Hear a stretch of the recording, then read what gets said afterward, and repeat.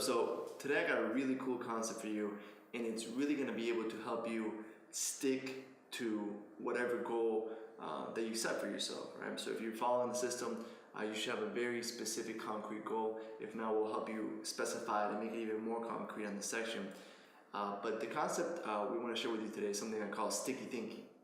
And what sticky thinking is, it's going to allow you to make whatever goal you decided on, whatever specific outcome you decided on, to actually stick to it. And as you see over here in the monitor, I have a weird, line looking thing. And what this represents is the stages of when you're implementing and when you're actually following through on a new habit, right? So the little, loop right here in the beginning is when you first set the goal. It's really easy. It's kind of like a downward slide type of thing where it's really easy to follow through on it. Like you're really excited, you're really pumped up about it. You go to the gym, maybe you got new gear for the gym, whatever it is. This happens to everybody. The first couple of days are really fun and really easy, right? And then around here, which is this around day 3 to day 5, you start hitting that resistance, right? Maybe your muscles are sore, maybe it's not fun anymore, maybe it's, you start hitting that first side of resistance that's really gonna make it so it's not as much fun as it was in the beginning. You kind of maybe stop focusing on why you're doing it all for, and you start focusing on all the problems or how challenging it is. And as you go up and up, the resistance gets heavier and heavier, and the resistance to go back to your old habits gets stronger and stronger the more you climb this ladder. So maybe this is something like day 18 here, day 20, and then you'll hit a tipping point that we talked about in other videos, where you hit that tipping point where things start to become automatic, and then it stops. You literally go downhill, and it becomes ingrained in you. You become conditioned, and it just becomes who you are. And now it starts requiring less and less willpower to take that same action, whether it's do the 12-hour rule, do your morning walk on an empty stomach, whatever specific action step you want to condition and make automatic. This is the steps that you're going to go through. And having this graph and just knowing that, okay, around day 3 I'm going to hit some resistance, and expecting it really helps you to objectify the problem and be able to overcome it. So the concept of today as sticky thinking is really going to use external motivation to overcome this area right here. When you start having that super resistance, you're climbing more and more and you're doing the same action steps, this concept is really going to help you to shatter that and follow through and push through that, so you can get all the benefits, which are right here. Most people, they quit somewhere along here, and then they have to start over. You continually have to start over. So it's better to just get it over with, do it once, and get that habit ingrained in you, so you don't have to keep going through the hardest part over and over. So the first step at sticky thinking is getting a very specific and concrete goal. So Jason, why don't you tell me a common goal that you hear someone that you're coaching tell you? Yeah, I mean, the biggest problem, like Alex said, is that you have to be goal-oriented. So most of the time you'll hear people that come in, or they'll say, I want to get in shape, or I want to get fit, or I want to be healthy. So let's take that one, to get in shape, right? So yeah. Let's say I go to you and I say, okay, I want to get in shape. What would you tell me? How would you make that more specific and more concrete? I mean, the first thing I'm asking is, what is get in shape? I mean, get in shape, there's a million different definitions for it. Yeah. So I asked them, I'm like, what is get in shape? And for you, you have to ask yourself, what does get in shape mean? What does it mean you can do? What does it mean you are? What does it mean everything for you? How do you know when you're in shape? It's a great question to ask. It's a really good question. And getting in shape can mean it's relative to the person. So for you have to decide, what does get in shape mean? So if going from a size 38 to a size 32 waist is getting in shape, that's getting in shape for you. Or is it being able to run a mile in under 8 minutes? Or is it being able to do this activity quickly? Or is it a combination of all those? So you have to put in you have to write down or know the definition to what is getting in shape, or what does it mean for you to be in shape? Yeah. So if we want to be in shape, one of the best things to do is to set a very concrete number for that. So by concrete, I mean something that's abstract is not verifiable. Something that's concrete is either going to be a number or an event, right? Exactly. So maybe an event is you want to go to the beach and take your shirt off and feel good, and it's an event. It's something that you can verify. It's like, okay, on July 1st, I'm going to take my shirt off, go to the beach, and I'm going to have a six-pack. Or on this day, on July 1st, I'm going to step on the scale and it's going to say 190 pounds. Or on July 1st, I'm gonna run a mile under 7 minutes, or whatever your specific concrete goal that you're gonna set is, right? And you want to detail it as much as possible. I mean, you want this to be detailed like crazy. The more detailed, the better. You know, just like I was just saying, the more numbers and everything. That means you know exactly what you want, and that's what we want for you to have it in your head and be goal oriented. You know exactly what you want, what it means for you to be in shape. Yeah, because once you're very specific, I don't know if you've ever had the experience of when you get a new car, or you buy anything new, you start seeing it everywhere around you, right? So maybe let's say you get like a new BMW, you start seeing that BMW everywhere, and what that is a part of your brain called the reticular activation system that gets triggered, and it starts seeing all the BMWs. So the same thing's gonna happen when you're very specific and you're very clear on your vision, what you want, you're very concrete on your goal. You start seeing and spotting all these opportunities everywhere to get you significantly closer to that goal. So that's why it's so important to be crystal clear, because your brain unconsciously starts spotting all these ways to get closer. So if your goal is to weigh 190 pounds, then you'll start seeing all these new opportunities that maybe we can't even spot because it's specifically for you. Maybe you start seeing, okay, something that's going to get me closer to there is on my way to work. There's this great place. I'm gonna stop there and create a new ritual for myself to work out or to eat, or you change the locations to where you eat lunch. So you start spotting all these opportunities to get you closer to your goal based on all these principles that you're learning inside of the program. So the first thing is that get crystal clear on your vision, make a very specific concrete goal, put a date on it, and that's what you would actually put on your six-pack piece of paper. And this is another thing we're adding to our six-pack paper. On top of just having that paper, now we're going into more detail on exactly how you're going to use it. You know, we have our exact definition of what get in shape is, or whatever your goal is, and now this is another tool, and I believe it's one of the most valuable tools to sticking to it, and that's why we call it sticky thinking. It's going to make you stick to that goal and make it accomplishable. So let's get to the sticky part. So now you have a very concrete, specific goal, right? So let's say it's weigh 190 pounds by X date. Now what I want you to do is decide what one action is going to get you closer to that goal than everything else. We talked about the 80-20 rule earlier as well, where they're saying that few actions give you the biggest yield. One of the 80-20 principles we gave you is the morning walk. Another one is doing the craving crusher. 12-hour rule. 12-hour rule. There's so many of them. Really, all the principles we've given you have been big leverage techniques. And this is a huge part of the sticky thinking. It's not focusing on the result, but it's focusing on the action steps that are going to get you the result. And we're just focusing on the biggest one, the 80-20 rule, that's going to get you that result. Always focusing on the result and not focusing on the steps you don't know what to do. So right now you're getting exactly in your head, you know exactly what you have to do, and when you do it, it's just a matter of time until the result comes. Exactly. So we're going to focus on the highest leverage action step, and we're going to make it sticky, right? So let's say you decide on the action step that you want to make sticky is going on that morning walk every morning, right? So every morning when you wake up, you're going to go on a small walk with an empty stomach. So now how do we make it sticky so we can overcome and really not get caught up in this resistance that's going to come inevitably when you're installing any kind of new routine?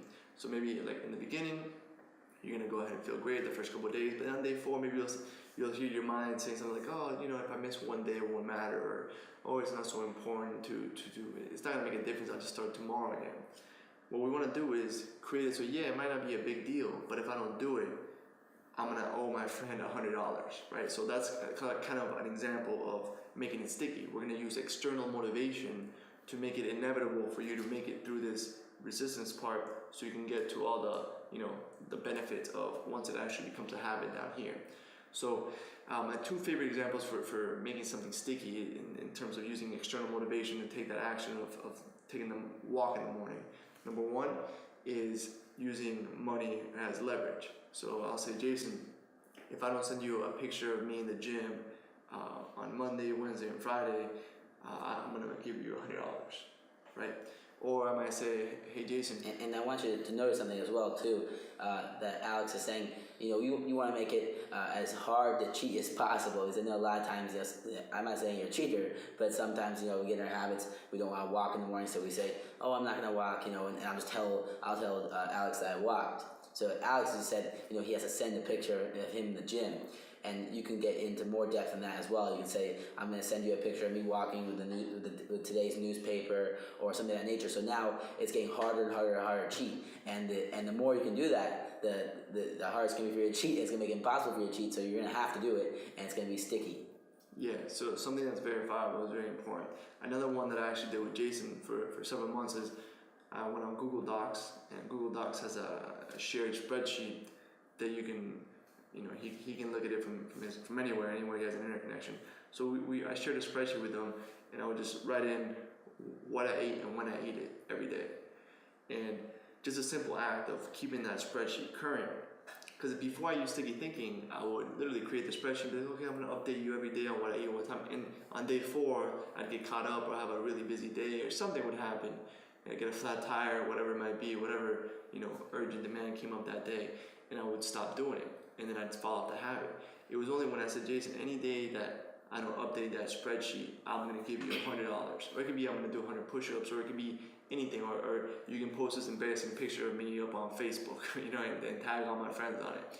So whatever is going to take you, whatever external motivation you need to do that specific action step, that high leverage action step every day, so you can get past this, this resistance phase, is what you must do. So start off with something that you can succeed at, and then you can build from there. Every 30 days, you want to do one new sticky thinking concept. So maybe this first 30 days, you're going to do the morning walk. After that, then maybe you can do specific workouts or specific, maybe the spreadsheet that you're going to do that really makes you conscious of everything you're eating and makes you more aware, so that you know that you're going to have to plug it in that spreadsheet, and you know that your accountability partner is going to look at it. So maybe you won't eat it just because you don't want to put that on the spreadsheet and feel stupid being like, oh, I had all this fast food and I had 8 chocolate bars or whatever. I highly recommend the spreadsheet. That's just one of the things for the process to get to that goal. And just like Alex said, it includes so many different things in there. Like, you're not saying that you're not gonna eat candy, you're not gonna eat this, you're not gonna eat that. All you're doing is making a spreadsheet and docking down the times that you're gonna eat. So you're focusing on your 3 meals, 3 snacks. And on top of that, just like I said, you're not gonna want to write, I ate this and this and this, like candy bar and half a piece of cake and stuff like that. When your friend's looking at it, he knows that you're trying to lose this weight and get in shape. He's gonna see you next time. He's gonna make fun of you. That being said, if you don't accomplish your day's task or your week's task, however you have it set up, I prefer it to be daily. The punishment needs to be bad enough that you really don't like it. It can't be like $5. If $5 is nothing to you. It can't, it has to be something that would really sort of hurt you. So now as we do $100 and $200 and $300 bets, we don't like. I don't like handing over Alex $300 cash. It sucks. And on top of that, I also like the check thing as well. Check's really good. You write the check out every time before you start. I'm gonna hand the check to Alex, and when I hand the check, now it's written out, it's signed, it's everything, and he knows when the thing's not accomplished, when I didn't accomplish my daily task, he's gonna go to the bank and cash it. So it has no, I have no effect to pay him. I don't have to pay him now. And sometimes we don't hold up to our bets. And you gotta make sure you hold up to it, because when you know for a fact that Alex is dying to cash the $300, he needs to go pay his cell phone bill, and he needs the $300, and he's dying for you to fail. You know damn well that you're not gonna do it, and you're gonna make sure you stick to whatever you have to do that day. Your daily walk or your 12-hour rule, and that's how we do it. And just something that you're aware that you should feel a little bit of anxiety when you write that check. Yeah. Now that you're probably doing something very easy. Every time I do it, I feel a little uncomfortable, like I'm stepping outside of my comfort zone, and I feel a little bit anxious when I'm setting one of these commitments. And I just want you to know, if while you're committing to it, you feel a little uncomfortable, that's totally normal, right? You should feel slight anxiety when you make a certain commitment, whether it's with money, or whether it's with a check, or whether it's, hey, if I don't do this every single day and verify it like this, you can post this embarrassing picture up on me on Facebook. Whatever it is that you're going to choose to make it sticky, make sure that you understand that you should feel uncomfortable. There's a quote I read that all progress happens when you step outside of your comfort zone. And I find that to be true, unfortunately. You know what I mean? Hopefully you can make progress while you're comfortable, but in my life, I've noticed that most of the progress I make happens when I step outside of my comfort zone. So, and this is something that we do 24/7. We did it for some technique that we were just starting. We changed it up, just like Alex said, we change up every 30 days, the sticky thinking process, because just like, a shower, or the metaphors we've used before, that, once you take a shower, you get dirty a little bit later, and, it requires another shower. So it's the same thing with sticky thinking. We go up the slope, and we go down, and now it's automatic, but automatic, it can change. We get little bumps in the road. Sometimes, a machine breaks down, and we start to get, a little less automatic, and we get back on our sticky thinking, and we go right back downhill. And it's a lot easier every time we get back on our sticky thinking, and it holds us accountable. That's the biggest thing, that we're a little uncomfortable, and we have to be accountable. Otherwise, we get punished. and this external motivation, you're not gonna have to use it forever, right? So it's just in the very beginning stages where you're having this resistance. I really recommend external motivation. And to me, I found that there's nothing that'll make you make more progress faster than sticky thinking, because you can you've seen all the fat doctors, all the fat nutritionists, all the fat personal trainers, they all know what to do, but they can't get themselves to do it. And I think that's one of the biggest reasons why, because our logical brains or emotional brains are often in conflict. This principle kind of aligns everything together. So yeah, it's going to be super painful if I don't apply what I logically know is going to be best for me in the long term. So it's a simple concept. We're going to have a PDF downloadable worksheet below with the exact steps to do, so you go ahead and implement sticky thinking. There's also a cool resource on there called stick.com, spelled with 2 K's, so stickk.com. We'll link to that in the worksheet as well. If you don't have an accountability partner, you can actually do it online, and it's a pretty cool way to set up a goal, set stakes, and it's all done automatically online. So that's something cool that you can do as well. If you don't have someone that you trust with a check or whatever, there's no excuse for not doing one new sticky thinking for a new habit that you want to integrate, a new behavioral habit, a new high leverage habit every 30 days. So literally, you wake up a year from now and you're gonna have 12 new habits, and your life's gonna be completely different.